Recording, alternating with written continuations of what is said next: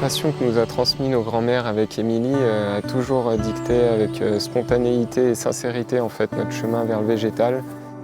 Et donc à travers nos expériences qui sont bien différentes, une idée est née, la compagne.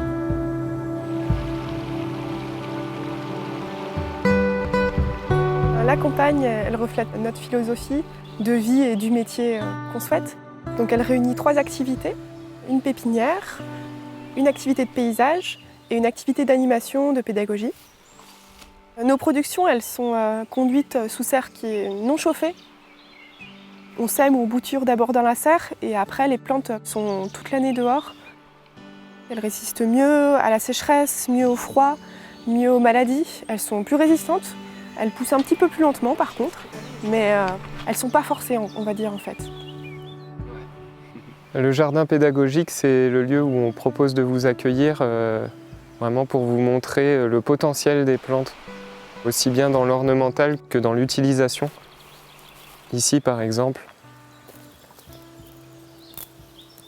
il y a des graines magnifiques d'un violet bien profond, c'est le pastel des teinturiers qui sert à faire la couleur, le pastel.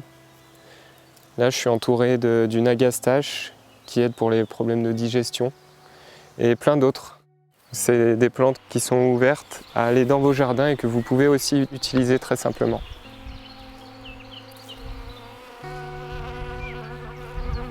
On propose un regard sensible à notre client. On se promène dans le jardin avec lui, on fait un tour, on repère quelles herbes peuvent être utilisées ou au contraire celles qu'il ne veut pas forcément retrouver. C'est le but du conseil jardin.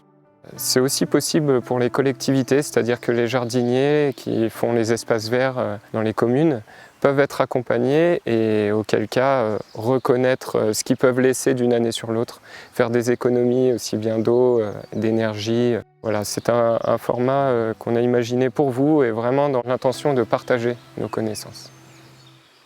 Le fait qu'on ne soit pas mécanisé, il faut plus qu'on ait de ressenti sur les plantes, plus de l'attention permanente en fait, pour savoir s'il y a une maladie ou s'il y a un ravageur qui arrive. Voilà, donc on est un peu aux petits soins sur nos plantes au quotidien. Et sachez que la pépinière est ouverte donc pour vous faire visiter ce joli endroit et le partager. À bientôt.